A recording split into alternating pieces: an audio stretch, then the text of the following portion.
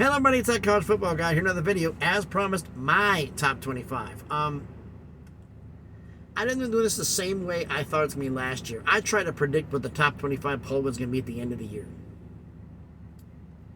And base it off of that. I thought the top 25 was going to be at the end of the year. So that's what my preseason poll is how good of a Nostradamus am I? So, shall we get into this? All right, number one, what a shock. Two-time defending national champion Georgia Bulldogs. It's their race until somebody beats them. Number two, Michigan. Two-time defending champs of the Big Ten. I expect them to win it again.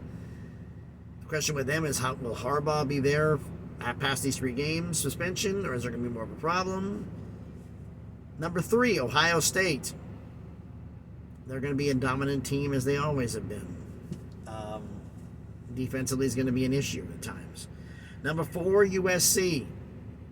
USC, you have phenomenal offenses there. They're going to put up some incredible numbers for Caleb Williams. But can they stop anybody in the big games? That's going to be the question. Number 5, Clemson. Some people have joked, and I think it was Monty from the Monty Show, always crown Clemson. Seems like the ACC's real motto. But Clemson's the horse to beat. You got to beat them to be the champs of the ACC, like it or not. And I think they're going to do it again this year. Number 6, Penn State. Some people are saying, James Franklin, we need to get rid of him. And replace him with who? The only 2 coaches in Penn State history who've consistently won 10 games a year are Joe Paterno and James Franklin. End of list. Are you really going to do that? Be absolutely idiotic if you did. Number 7, Alabama. I've seen some polls have Alabama's top 3. Too many questions. They're still going to be a good team.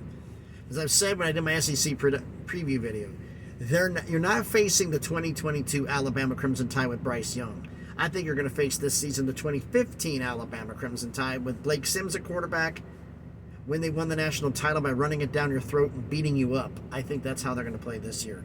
And quarterbacks will be basically glorified game managers. Number 6, 7. Number 8, Oregon. Dan Lanning and the crew had an incredible season last year. Can they build upon it? I have them winning the Pac-12, but USC is considered to be far more talented. Number 9, Tennessee. They're not the dogs of the SEC. That's the Bulldogs, and they're still behind Alabama, even though they beat them last year. The depth is the issue. The way to becoming a great team is not having a winning starters. It's because of the fact when you lose your starters to the NFL, you have NFL players to take their place. Tennessee has to work on its depth. That's a work in progress, and that's going to be a while. Number 10, LSU. 10 and 11, you could flip-flop. That's LSU and Utah. LSU, can they follow up last season? Utah, 2-time defending Pac-12 champs. And anybody said you knew this was coming besides a diehard Utah fan, you're lying through your teeth. Can they do it a 3rd time? It's possible. But there are some question marks. And the biggest one is how long Cam Rising is out. If Cam Rising is out too long and gets into conference play, it could affect how well they do in conference play. And that could eliminate them from the championship game. That's going to be a key factor. That's why I put them below LSU. Number 12, Florida State. Some people have Mike Norvell's crew at top 5. Me, no, they're not that talented yet. But they are a talented team. How good they can be, we're going to find out. Number 13, Oklahoma State. The class of the Big 12, I think. I think the Oklahoma State's going to be a team who, top to bottom, is going to be the best team in the Big 12. That's the reason why I have them where they're at. Even with Spencer Sanders gone, I think they're still going to be good. We'll see for that of how good I look at the end of the year. Number 14, Washington. Michael Penix and the crew, they're going to be ridiculous. But the question is can defensively they stop people? That was one of their big problems last year. Number 15, Texas. Texas fans are going to hate me rated this low. Texas, you've always had the top talent. You can't dispute that. But Steve Sarkisian has done Sark things ever since he was head coach at Washington, making questionable decisions in crucial moments. And he's liable to do it again. With that guy running the show, I can't trust Texas. I'm sorry. Number 16, Oklahoma. Brent Venables. The team, his defensive coordinator in mind, the defense had a problem. Lincoln Riley left no defensive players there. What little they had. That's going to be a rebuild on the defensive side of the ball. It's going to take 2, 3, 4 years. So you're going to give Lincoln some time. Not Lincoln. Give Brent Venables some time, and hopefully the offense can work and function out. Number 17, Texas Tech. I think they're going to be a lot more of a solid of a program. Everybody realizes. I think they're going to be a dangerous team that everybody needs to worry about.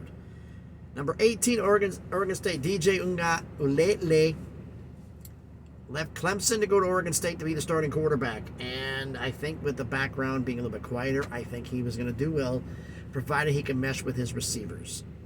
How well he's going to do that? Well, we're going to find out, aren't we? And defensively, they were a nightmare. Can they continue it? Number 19, Wisconsin. Champions I have of the Big Ten West. It's not because it's Luke Fickell. I'm a big Luke Fickell fan. Ever since he was defensive coordinator at Ohio State, I've always liked the way he's done things. And Cincinnati impressed me. Impressed a lot of people. But I think he's going to bring in some talent. He's going to bring in some players. And I think it's going to mesh. His style of play is going to work well in the Big Ten. So that's why I have Wisconsin right. Number 20, Notre Dame. Some people don't even have Notre Dame ranked. I do. I think they're going to be a 9-win team, maybe 10. But say that they're going to be trash, 8-4. No, I don't buy it. Number 21, Kansas State. Kansas State is a little bit low, but I think because of losses to key players on offense, they're going to take a little bit of a step back. And how well can the young players who've got to fill in those big shoes? A new message has arrived. The damn thing keeps beeping at me. How well can these players, how the new players fill in the shoes of everybody who left? I think it's somewhat of that. Number 2, I mean, turn this damn thing down in case they send me another message. I don't want this thing going off again. Number 22, North Carolina. Drake May and the crew.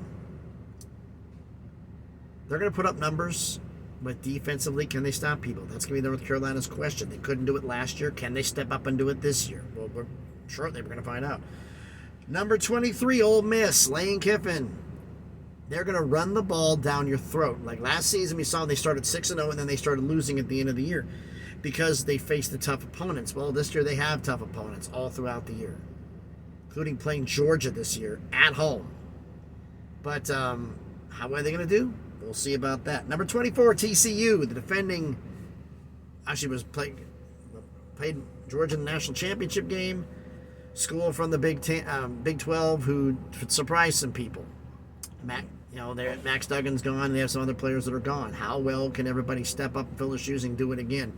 The difference is last year you surprised people because they weren't expecting it. This year you are, and they're going to be gunning for you. And I think we'll see how well this team does, but I think they're going to take a slight step back. And number 25, the only team from the group of 5 I've got on my top 25, and that's Tulane, who I think will again be the best football team in the group of 5. They have a lot of depth. A lot of their players are coming back. They're going to have a couple missteps between here and there, but they're going to be a 10-win team again, not counting the championship game.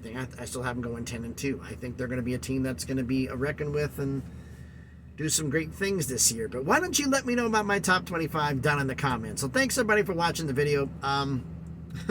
Yeah, I'm here in Tennessee roasting. There's parts of Tennessee right now we're in this ring of fire, ring of death, whatever you want to call the thing, where we have our 85, 90% humidity. It's 110. I mean, it's heat stroke weather. I got my air conditioner in my truck turned off so I can record this video, so that way I don't get drowned out by the AC. But believe me, while this thing's uploading, this AC is going to get cranked back on so I can do the next video. I'll be recording the next one right after this. While this one uploads, because I just got here where I'm at in Lynchburg, Tennessee, to load up a load and take it back to my main yard so I can go home. Although I have to leave out really early Sunday, and I'll get to that on Sunday. 2 more videos for today, provided I don't know if anything's happened with the ACC news regarding Cal Stanford and SMU. They're going to have an odd number of teams. They're going to have 17. I mean, there is a scheduling model for 17 that works. I mean, it's you and 16 opponents. It's a 17-team conference. 2 guaranteed rivals a year cuts the 16 to 14. 7 one year, 7 the other. 9-game conference schedule. Play everybody every 2 years. Everybody comes to your stadium every 4. But I got a strange feeling the ACC may add somebody. And it may be 17 on the football side, but they may be adding somebody on the basketball side. Maybe. I don't know. We'll see. So, listen, let me know what you think about this video in your comments about my top 25, and if you would do any changing around and who you'd move out, change the top 10, let me know in the comments. So thanks everybody for watching. If you haven't done it already, please smash the like button, hit the thumbs up. It helps with the algorithm. Helps video be seen by more people. Comment on the video, like I said. If you like my top 25, let me know what you change about it and whatever you think there. And if you haven't already, please subscribe to the channel. On the way to 500 subscribers, slowly on that crawl up to 1,000, so you can make some things happen. So thanks everybody for watching the video in this very hot damn truck. Yeah, it's 86 in here right now because I got the AC off. And it's 87. Okay, gotta get this next one done before I roast. So thanks everybody for watching the video. Hope everybody's having a great Friday. Be safe out there, and please, be good to each other.